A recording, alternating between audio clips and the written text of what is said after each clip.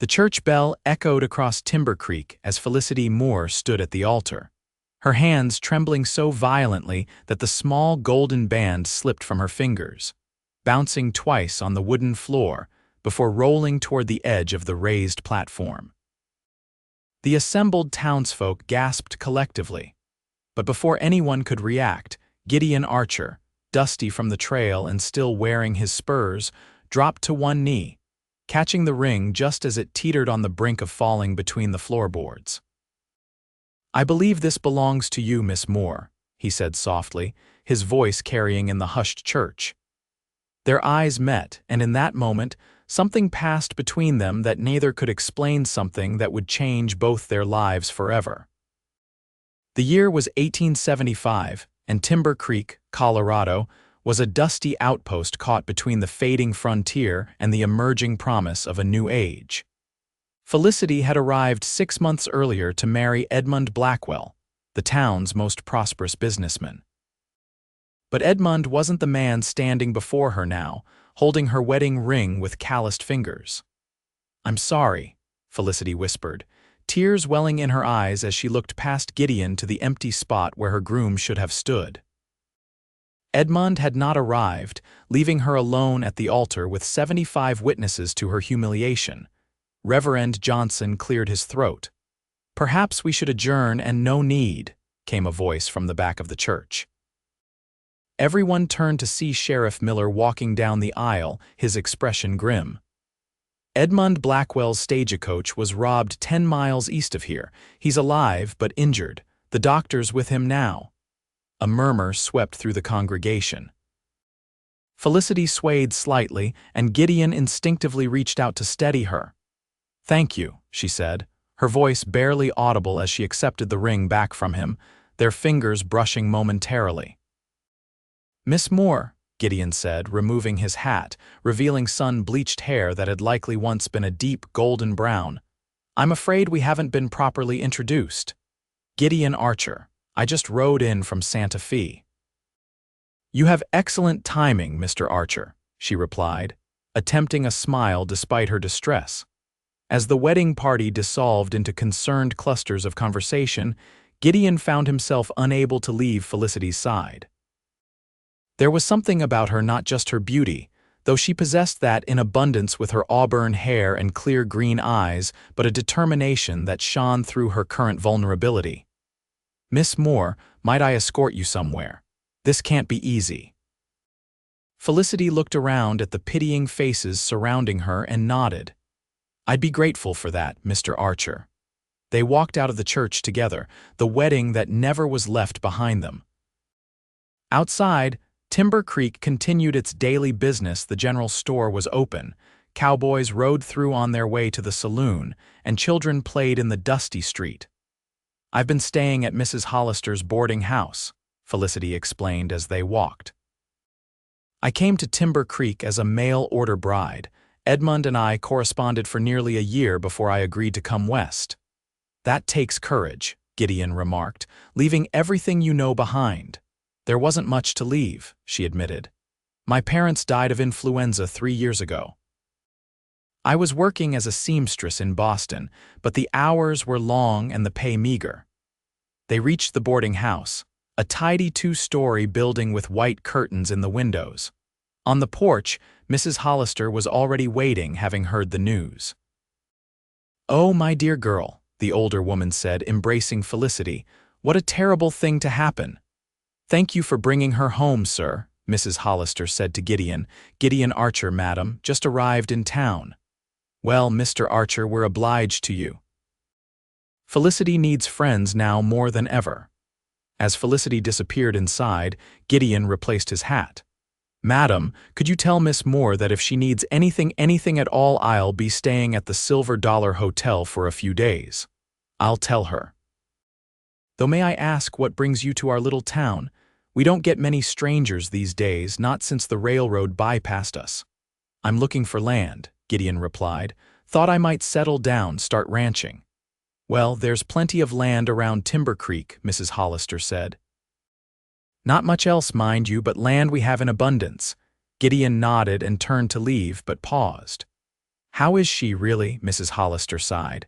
Felicity's stronger than she looks, had to be, coming all this way alone, but this is a cruel blow. Edmund Blackwell is the wealthiest man in 3 counties, without that marriage. She trailed off, the implications clear. I understand. Good day, Mrs. Hollister.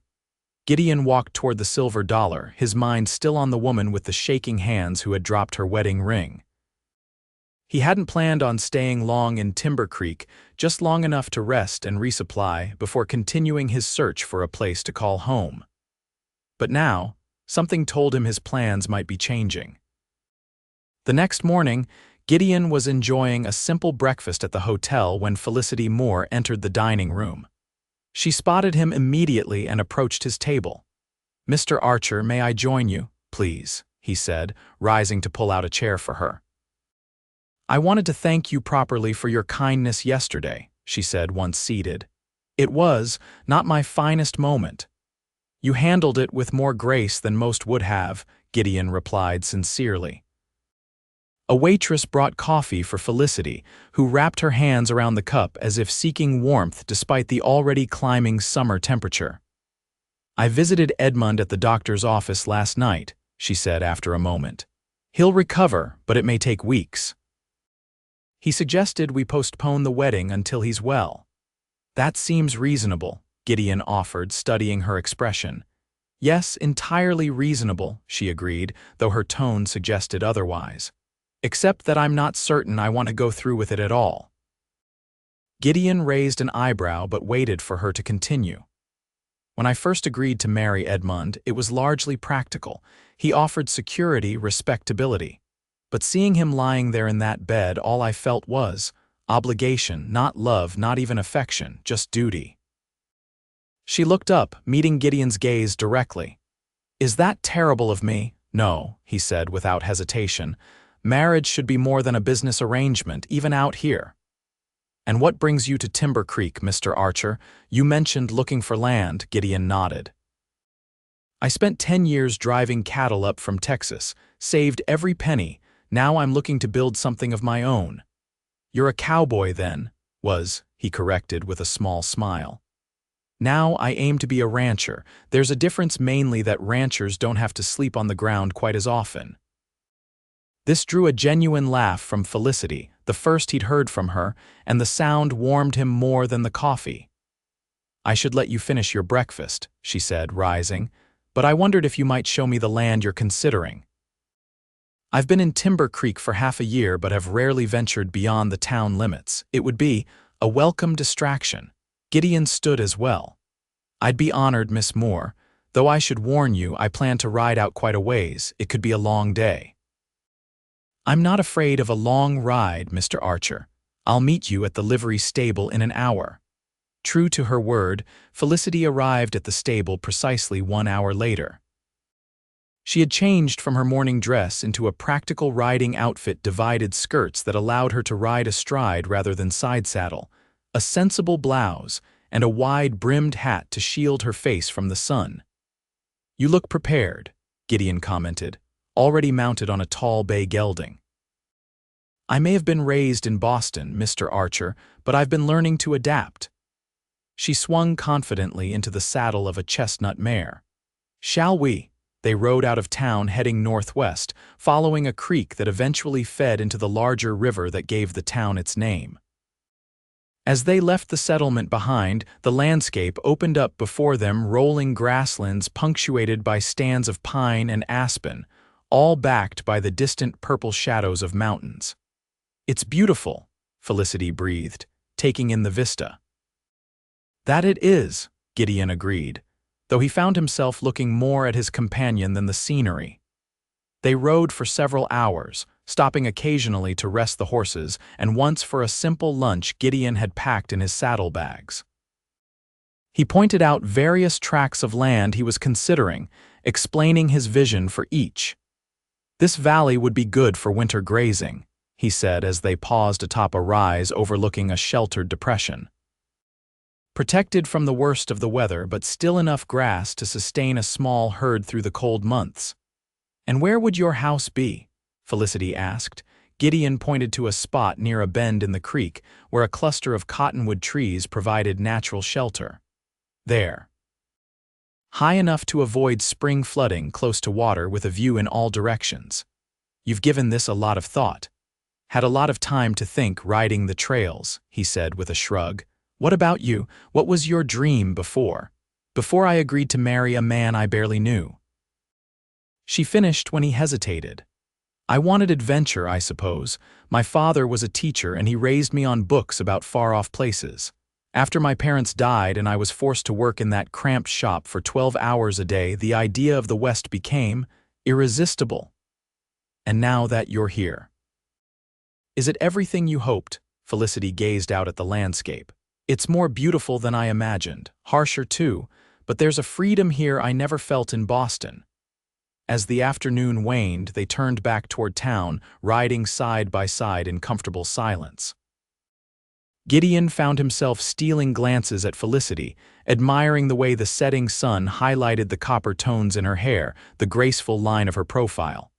"Mr. Archer," she said suddenly, breaking the silence, "may I ask you a personal question?" "Of course. Have you ever been in love?" The question caught him off guard, but he answered honestly. "Once. Her name was Sarah. We were going to get married, but she took sick with cholera, didn't make it." "I'm sorry," Felicity said softly. "It was a long time ago," he replied. "What about you? Before Edmund, I mean." "No," she said, shaking her head. "I thought perhaps I might grow to love Edmund after we were married. My mother always said love comes with time." "Sometimes it does," Gideon acknowledged, "and sometimes it arrives unexpected like a summer storm." Their eyes met briefly before both looked away. When they reached town, the sun had nearly set, painting the sky in dramatic shades of orange and purple. Gideon escorted Felicity back to the boarding house where they dismounted. "Thank you for today," she said, handing him the reins of her borrowed horse. "It was exactly what I needed." "The pleasure was mine, Miss Moore." She hesitated, then said, "Felicity, please. After spending a day together, I think we can dispense with formalities." "Felicity," he repeated, liking the way her name felt on his tongue. "Then you must call me Gideon." "Good night, Gideon," she said with a smile that stayed with him long after she disappeared inside. Over the next week, Gideon and Felicity spent nearly every day together. They rode out to different parcels of land, picnicked by the creek, and once even ventured as far as the foothills where Gideon showed her a hidden waterfall few locals knew existed. During these excursions, they talked of everything: their childhoods, their dreams, their disappointments. With each passing day, Gideon found himself more drawn to this woman who combined Eastern refinement with a pioneering spirit. For her part, Felicity visited Edmund daily at the doctor's office, dutifully sitting beside his bed while he complained about his injuries and made plans for their postponed wedding. But each visit left her feeling increasingly hollow, especially compared to the vibrant emotions she experienced in Gideon's company. The situation came to a head on a warm evening when Gideon invited Felicity to dinner at the hotel. They were halfway through their meal when Edmund's business partner, Howard Tanner, approached their table. "Miss Moore," he said stiffly, barely acknowledging Gideon. "Edmund has been asking for you. He expected you hours ago." Felicity's face flushed. "I visited this morning, Mr. Tanner." "Edmund knows I had other plans for this evening." "Other plans," Tanner repeated, his gaze shifting pointedly to Gideon. "I see. You should know that people are talking, Miss Moore. It's hardly appropriate for Edmund's fiancée to be seen dining alone with another man." Gideon stood slowly, his voice level but with an underlying steel. "Mr. Tanner, I believe Miss Moore is capable of deciding for herself what is appropriate." Tanner's lips thinned. "This isn't your concern, Cowboy. Miss Moore has obligations and I'm merely reminding her of them." "Thank you for your concern, Mr. Tanner," Felicity interjected, her voice cool. "Please tell Edmund I'll visit tomorrow as usual."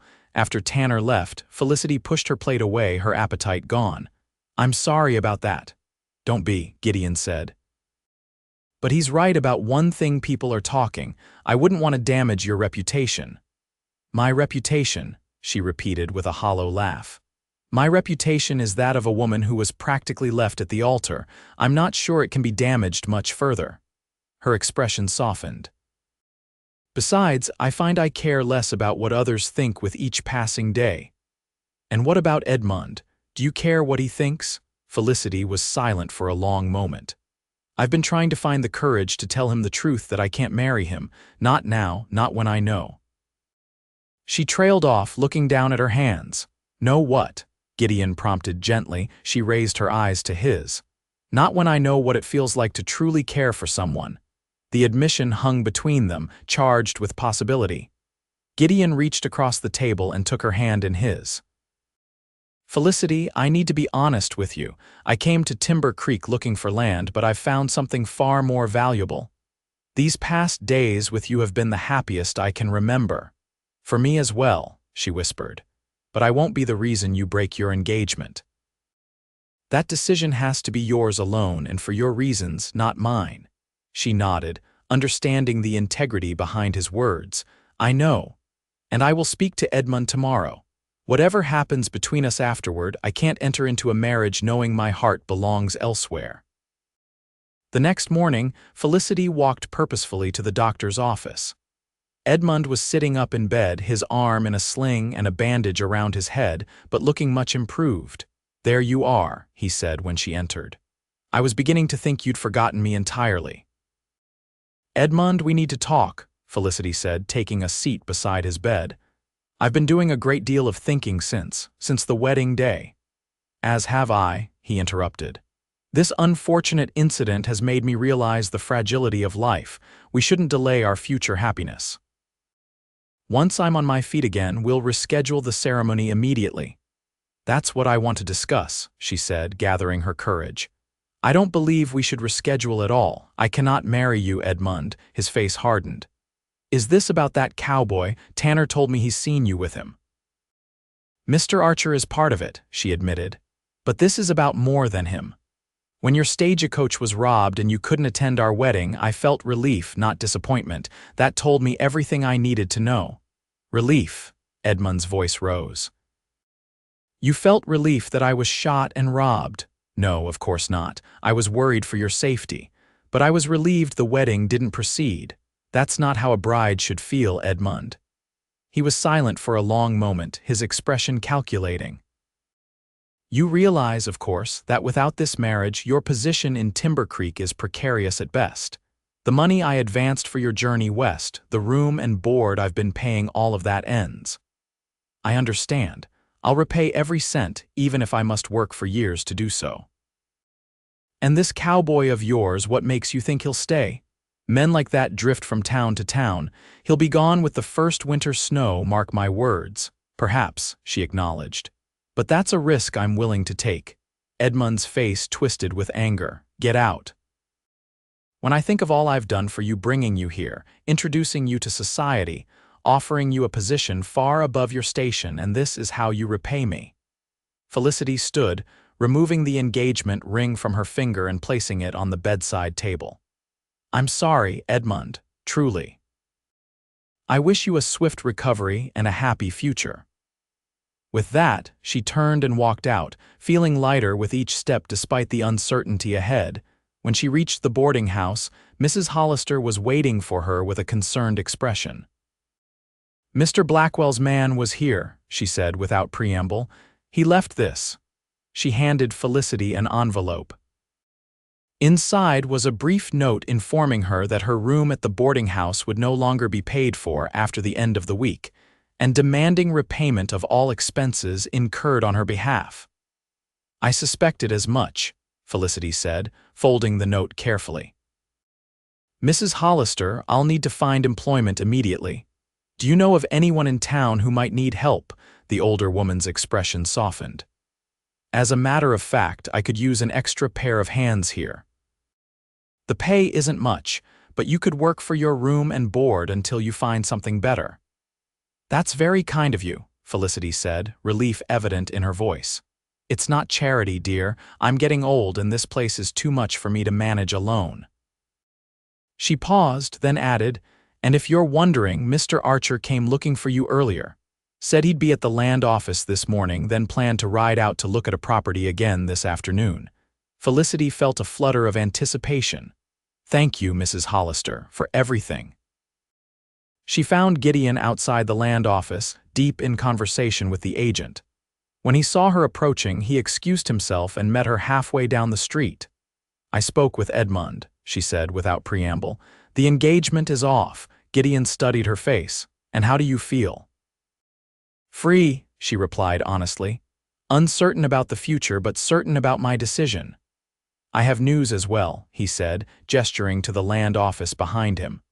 I just signed the papers, 160 acres along Timber Creek, including that spot with the cottonwoods we visited. Congratulations, she said warmly. You're officially a landowner now. More than that, he replied. I'm officially staying in Timber Creek. The implications of his words hung between them. Felicity felt her heart quicken. Is that so? It is, he confirmed. Though I admit, the land isn't the only reason I've decided to put down roots here. What are your other reasons? She asked, though she already knew the answer.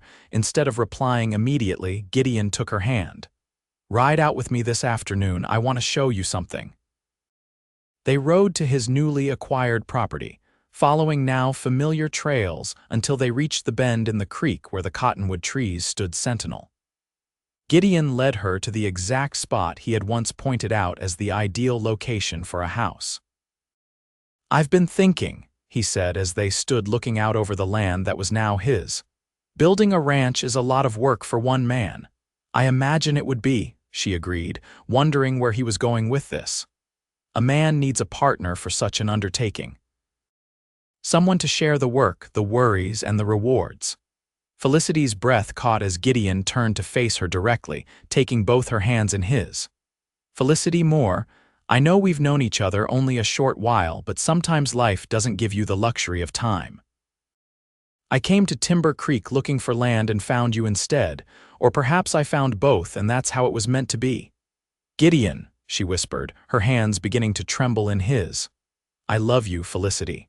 I think I have since the moment you dropped that ring and our eyes met. He reached into his pocket and pulled out a simple gold band, nothing like the ornate one Edmund had given her. I bought this in town this morning. It's not fancy, but it's honest, like what I feel for you. Tears welled in Felicity's eyes as Gideon dropped to one knee before her. Will you marry me, Felicity? Will you build this life with me here on this land? Yes, she said without hesitation, the word carrying all the certainty she felt. Yes, I will marry you. As Gideon attempted to slide the ring onto her finger, Felicity's hands were shaking so badly that the ring slipped from his grasp, falling into the grass at their feet. They both laughed, the moment echoing their first meeting. Gideon retrieved the ring and, cradling her trembling hand in his steady one, placed it securely on her finger himself. There, he said softly, where it belongs. Felicity looked down at the simple gold band, then back at the man before her. Where we belong, she corrected, leaning down to kiss him as he knelt before her. They were married 2 weeks later in a simple ceremony by the creek on Gideon's now their land. Mrs. Hollister was there, along with a handful of townspeople who had come to know and respect Felicity during her time in Timber Creek. Reverend Johnson officiated, and this time, when he asked for the rings, Felicity's hands were steady as she placed the band on Gideon's finger. Edmund Blackwell left town the day after the wedding, selling his business interests to his partner and returning east. It was said he spread unkind rumors about Felicity and her cowboy husband, but if such tales ever reached Timber Creek, no one paid them any mind. Over the next year, Gideon and Felicity built their home and their ranch together. The house rose on the spot they had chosen, a sturdy structure of timber and stone designed to withstand the harsh Colorado winters. They started with a small herd of cattle, working side by side through blazing summer days and frigid winter nights. It wasn't always easy. There were blizzards that threatened their livestock, drought that withered their hay fields, and occasional friction as two independent souls learned to blend their lives together. But through it all, they faced each challenge as partners, their bond strengthening with each obstacle overcome. In the spring of 1877, Felicity gave birth to a daughter they named Sarah, after the woman Gideon had once loved and lost. As they stood together by the window of their bedroom, Gideon cradling his newborn daughter while his arm encircled his exhausted but radiant wife, he marveled at how completely his life had changed in less than 2 years. "What are you thinking about?" Felicity asked, leaning her head against his shoulder. "I'm thinking about rings," he replied. "About how something so small can represent something so enormous, and about how grateful I am that you dropped that ring in church that day." She smiled up at him. "It was the best mistake I ever made." "Not a mistake," he corrected gently, "just the beginning of our story." As the sun set over their land, painting the sky in the same dramatic colors that had backdropped their first evening together, Gideon and Felicity stood in the home they had built, surrounded by the love they had found, their hands intertwined steady now and certain.